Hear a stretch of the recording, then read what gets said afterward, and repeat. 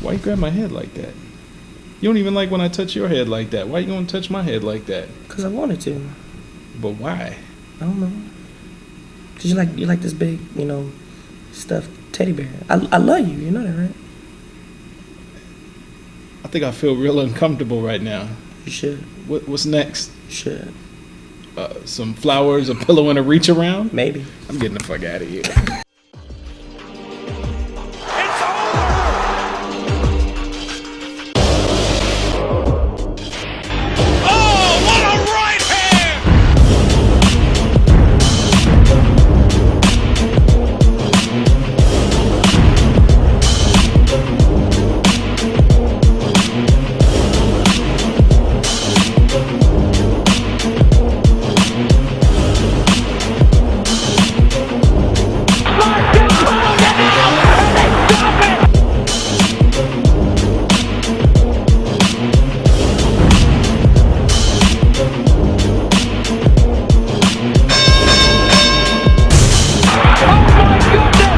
Welcome to InDaClinch with Chuck and D. I'm Chuck. And I'm the interim coach. What? Hoping to get named the head coach. Yeah, I'm hoping to make it to the head coach, the next level. Take the interim tag off me. I guess so. All right, so this is where we're going to review UFC 125, the Maynard Edgar card. And, well, you said that you would. I said that upon further review, the card looked better than what I thought originally. Mm-hmm. You said you were going to wait for the card to actually take place. So what did you think of the opening? There was a good fights on this card. Did it have? It was it was who we thought they were. Keeping with the head coach thing. They were. They were who we thought they were. Who we thought they were. We let them off the hook. Well, did you think it was a good card? Was it lackluster to you? The main event was lackluster. I mean, me personally, if I was Joe Silva, I don't think I would have had Maynard versus Edgar as the headliner. Or who was the co-headliner? It was. Was it the Lieben fight? Yeah, it was the Lieben fight, right? That was the co-headliner. Or was it Diaz stun gun? No, it was the Lieben fight. That was the co-main event. Yeah. Which to me turned out to be a really exciting fight. Stan? Hey, I'm telling you. Semper Fi? Man, he pulled through for me, man. Well, here, let's go ahead and get started on the reviews of the fight. The first fight we're going to review is Nate Diaz and the stun gun. Mm-hmm. I'm going to call him stun gun because I don't recall his name right now. Right now, you stun gun. Even though you said you forgot your stun gun. I thought the fight was. He did forget his stun gun. I thought the fight was okay. Dun Young Kim. The stun gun kid. The stun gun. Yeah, stun gun. Okay. I thought it was a good fight. I thought the fight was all right. I mean, anytime Diaz loses for me, it's a good day. Well, and that's true. I mean, because I totally went against you know what I'm saying? I thought it was going to be a better fight, but I mean, anytime you fight one of the Diaz brothers, I mean, you kind of in for a dog fight. You know what I'm saying? So, but ultimately, it turned out it was lackluster. The fight was like, it went the distance. I mean, and it was a unanimous decision, though, too, and right? He's the new. Well, no, he's not the new anything. He's maybe the number one contender now. I don't think he's number one contender. Not at one. That's 170. No, yeah, he 170. Called out GSP. He did. I didn't want the GSP. Stun gun loves. Stun gun loves. You see. That was hilarious. It was like, dude, he wasn't even using his interpreter. His interpreter was like... See, the reason why I think there's some controversy there is because, it was an okay fight. I don't know that one fighter dominated the other completely. Diaz wasn't happy with the decision. Yeah, well, I mean, Diaz. When is Diaz never happy with the decision? But next fight. I will say that before we go to the next fight, I do want to give a shout out to Jeremy Stevens for knocking your boy clean out. Yeah. And he killed Marcus Davis. And the final round was give him What did I say before You the fight did, started? you did, I but said, he had him in trouble. He had him in trouble. Marcus Davis had him in trouble, and I'm gonna tell you something. That final round, I had an opportunity to win $1 million. well, that's true. That is true. It didn't happen. He punched his chance. Yeah, Punched his chance. Stevens. Anyways, Because we didn't even. I don't think we put that No, as one of the we fights didn't. that we reviewed. We but didn't. That was an excellent fight too. yeah, that was a good throw fight. that out there. That was probably I that was a threw better my- fight than Diaz. I threw my stun gun. challenge flag. It must be the playoffs. Playoffs. Bears, Playoffs. Bears fan. Playoffs. The next fight was Guido and Gami. Dude, I'm gonna tell you Why something. can't you be more like your brother? Why Clay? can't you be more like Clay? I swear to God, I think the dude. I'm sure his mother talks like that. Yeah. I would love to meet his mom. and Clay like, Guida's mother? Yeah, and his brother Jason. Jason. Jason, why can't you be more like your- Clay? Hey, Gami got dominated in this fight. I'm gonna tell you something. Gami has power. You know what I'm saying?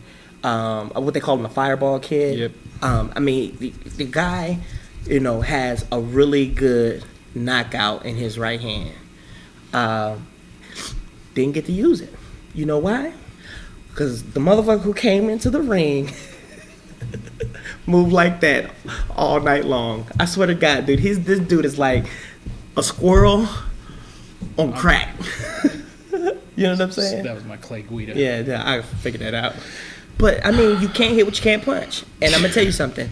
That dude took him down at will. Yep. At will. Yep. And it turned out to be a really good fight. Gami is just further proof about The Japanese fighters. Japanese fighters in the UFC. The bigger octagon versus the ring is definitely a huge problem, as it's been a huge problem for most guys moving over from Pride. It's taken them a long time to adjust to how much bigger. Certain people to Pride. Certain people. Certain people. Because Rampage came in here and fucking just. Rampage fights at real close quarters, and he fights at a higher weight class where there's not a whole lot of this going on. That is true. That is true. But yeah, Guida dominated that fight. I don't know if he's going to get a title shot again. He should. I will say this: Guida should get a title shot at 150. At 155. After Maynard and After the rematch settles. We'll get and- there. Yeah. So let's talk Okay. Chris Lieben and Before we get in there, because I think we're missing one on here, which is really quick. If Brandon Vera is still with the UFC, you got to do a lot of soul searching, because you got his nose, dude, he was like covering, dude, his nose was shifted on his face. And there's no really need to talk about Brandon Vera in the fight because he didn't do anything. he didn't do nothing. But that's pretty much Brandon Vera's MO. I mean, if Brandon Vera goes to the ground, it's just pretty much his MO that he's going to get dominated. I'm going to tell you, this dude is a Greco-Roman. He's a Greco-Roman wrestler. Doesn't matter. It doesn't matter because this is another guy. This is like Dirk Nowitzki, right? Dirk Nowitzki, he's big enough. He should be a center, but he's just not. Eh. He's not a center. He has to play. He's a 5 playing a 3 spot. Brandon Vera, his body type, I mean, he's really not built for these higher weight classes. He wasn't successful at heavyweight. He's not successful at 205. You think if he went down to 185, he would have a chance? I think that if he went down to 185, he would be more apt to have a chance than what he does now, because 185 is a striker's division. He's a naturally big dude, 185 is a striker's division. Could I see Brandon Vera giving the Spider a little bit of trouble in stand-up? Most definitely. Brandon Vera is a hell of a stand-up fighter, but when it comes to the ground, I don't care if he's a Greco-Roman wrestler. He's good at dirty box and all that stuff. I mean, he gave Randy everything he could give, but Brandon Vera is just not a guy that fights well off of his back. It's been proven time and time again. You get the guy down, and he basically, I mean, he turtled up that whole fight. I mean, for Christ's sake, the guy was getting bitch slapped. He was. Who the fuck gets bitch Then slapped in a fight? He got the bongos played on his back. I mean, Remember, he was like, Thiago Silva. I'm telling you, this dude is. He's one of those guys that, like, you don't look at him very long. He's like a pit bull. You know, you see him in public and you like look, but then you look away because if you make eye contact for too long, he might. The dude has a natural mean mug. He has the best mean mug in the UFC. It's a natural mean mug. He don't even work hard at it. Hey, it's like this. You see him in I bet you, like, when he's driving, listening to the radio, that motherfucker's like this. I bet you he talks to his mother with that face. He does. Mother, I would like something to eat.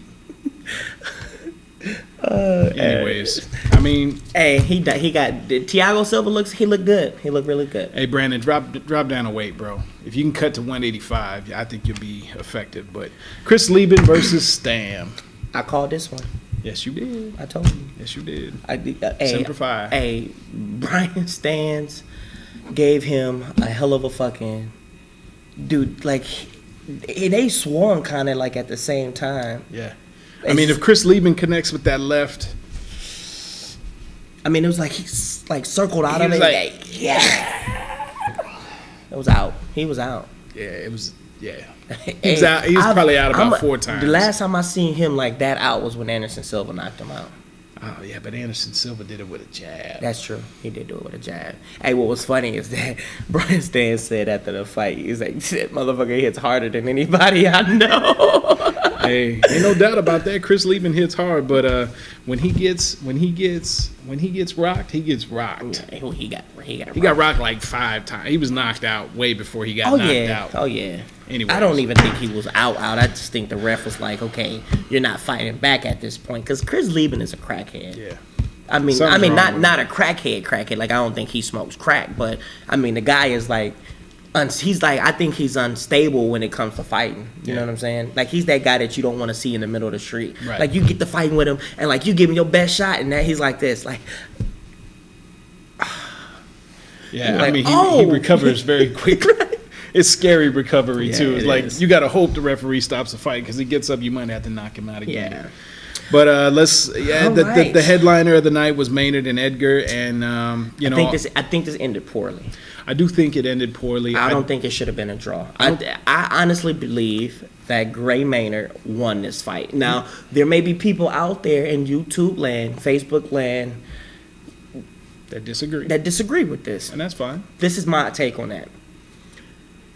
10-7 first round. Easily. Easily a 10-7. Even if you split rounds 2 through 5, which you could. He landed 97 punches in the first round. Any other referee besides Yves Levine, who has a tendency to let fighters fight, any other referee would have stopped the fight. Because Frankie Edgar, he was done on his feet. he's got brain damage after that first round. Dude, I'm gonna tell you something. He wasn't right for at least the next 2-3 rounds. I mean- even though a lot of people gave him the second round, which But Maynard, let's just be honest. Maynard took that second round off. Maynard took the second round off because he threw 97, Punches. landed Yeah, 97 punches in Who the first knew? round. Who knows how many? Because I don't think did they calculate how many? They don't do punch that. So that's what I mean. I'm sure it's out there how many he threw in the first round, but that's ridiculous. That is ridiculous. But this lends to an argument that we've talked about before, which is that judging in mixed martial arts is definitely biased towards a more boxing centered judging. I mean, they don't really. It's not that. I don't think it's like They don't know how to score takedowns. They don't know how to They score don't know how to takedowns and everything. they don't like know how to score reversing a submission. Yeah. submission and reversing a position and I mean, dude, if you get taken down and the dude gets right back up on his feet, It shouldn't count. It shouldn't count. Somebody out I mean, there, you have somebody that's got more oomph than us needs to rewrite and you the know judging they rules. had somebody actually brought up a point too of bringing in pride rules into the UFC, where if you wrestle on the ground too long, you get stood back up after Right. so long, and I think that should happen. I think there is More a lot than of, it does. Yeah, well, because I mean, dude. You get to the point where I'm serious. Like I think these lackluster fights have been just people just holding you. I'm gonna say, GSP is a very bad person in that regard. except for his last fight. Except for his last The fight. exception was his last fight. Yeah. But The you 5 get somebody on million the jabs. ground, you hold their arm, you give them a couple salt and pepper jabs, and then you back up. Well, hopefully the rematch will be better than the first fight. To close out today's show, we want to bring up. Well, first off, there is a fight. There's a Challenger, Strikeforce Challenger series coming on Showtime this Saturday. Yep. Tyron Woodley versus Safadine. All right, Ted Safadine. Safadine, I think that's how you say his name. Which should be a good fight. Actually, Daniel Cormier is on this fight card as well. St. Priel. Yes, and Humphreys, that's gonna be a good fight. These are some good heavyweights right But there. this is Strikeforce. Strikeforce always puts on a very, very, very good show. Yeah, If yeah. you don't have Showtime, I'm telling you it's worth it to get it because Strikeforce puts on a great show. And not only that, You just got to put up with the ridiculous. What's that? Not as bad as Joe Rogan, but you got to put up with the. Joe Rogan is getting ridiculous with some of the shit he's saying. But you don't like, what's the guy's name? I don't know what his name is. But anyway, what we want to talk about is the announcement of the Strikeforce World Heavyweight Grand Prix that's coming up. It's like Pride, baby. It is like Pride. Man, you got Emelianenko versus Bigfoot Silva. That's going to be a good fight. Arlovsky versus Strastranosov. Whatever. Yeah, whatever. Overeem versus Verdun. That should be a good fight. Should be a great fight. That's naturally. Is it Overeem versus Verdun or Overeem versus Burnett? Josh Burnett. I think Josh Burnett might be the fight. Either or. Overeem is fighting, and then Brett Rogers and Josh Barnett is in it too. So I think it's one of those two. We might have those mixed up, but it's an 8-man single elimination. Here's the best part. It's not gonna cost you $54.95 to watch these fights. Buy Showtime. You can get 3 months free if you play your cards right. Actually, you know, I think they have it. I think the Strikeforce Challenger Series this weekend is a free show. It's a free show. It's a free weekend, like a free Showtime weekend. Yep. So you gotta get Showtime to watch Strikeforce because they put on some of the best cards. They do put on some of the best cards in MMA, and it'd be nice to see what they look like. So, well, that's all we got until we break down our next MMA event. I'm Chuck, and I'm Dean, and you were in the clinch. Boom.